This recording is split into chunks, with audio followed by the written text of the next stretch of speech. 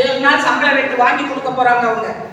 இவங்களுக்கு பின்னாடி யார் இருக்காங்க? பின்புலமே இல்லை. இப்ப நேற்று சொன்னாங்க எங்ககிட்ட, உங்களுக்கு நாங்கெல்லாம் டிஸ்மிஸ் ஆன பின்னாடி உங்களுக்கு எல்லாம் சம்பளம் வாங்கி கொடுக்கணும். எங்களுக்கு பின்னாடி ஒண்ணு இருந்துச்சு.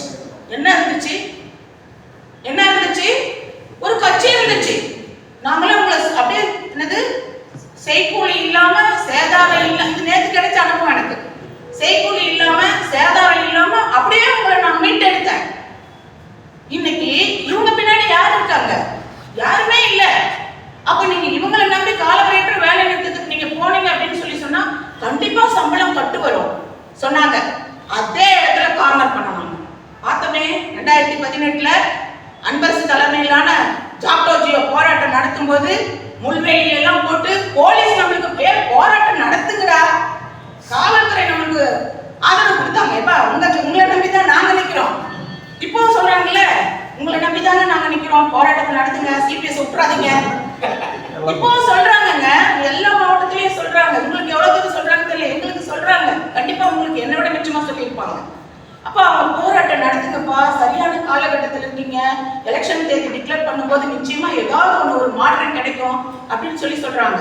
அன்னைக்கு இவங்க போராட தயாராக இல்லாத சூழ்நிலையில கைதாகி ஜாமீன்ல வந்த ஒரு விஷயத்துக்காக தொழில் சங்கத்துல ஞாபகம் 5234 பேரு பாதிப்படைஞ்சாங்க. அவங்க பின்னாடி தான் எல்லாம் இருந்துச்சு. காசுக்காகவும் ஓட்டுக்காகவும் சீட்டுக்காகவும் நோட்டுக்காகவும் இருக்கக்கூடிய எல்லாமே தான் இருந்துச்சு. எங்க பக்கத்துல ஒண்ணு கூட இல்லை.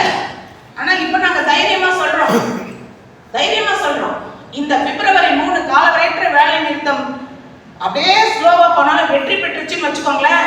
நிச்சயமா இந்த சிபிஎஸ் ஒழிப்பு இயக்கத்துல அரசாணை 7ல் இருக்கக்கூடிய மாற்றங்களை முதலமைச்சரால மாற்றாம தவிர்க்கவே முடியாத இடத்துல கொண்டு வந்து நிறுத்தும். இந்த போராட்டம் வேலை நிறுத்தம் கண்டிப்பா நிறுத்தும். வழி கிடையாது, கண்டிப்பா நிறுத்தும். அந்த நம்பிக்கை எங்களுக்கு இருக்கு. அன்னைக்கு 5244 பேரை நடுத்தெருவில் விட்டுட்டு எனக்காக எப்படி வந்தாங்கன்னே தெரியல. அட்வொகேட்டு கோர்ட் எங்க கோர்ட் கண்ணத்துல கோர்ட்டுக்கு வந்துட்டாருன்னு சொன்னாங்களா?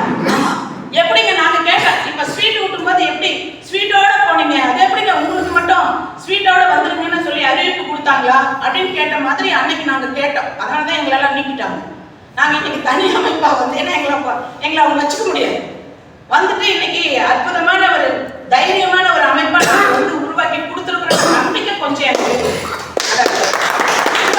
நம்பிக்கை எங்களுக்கு கொஞ்சம் இருக்கு.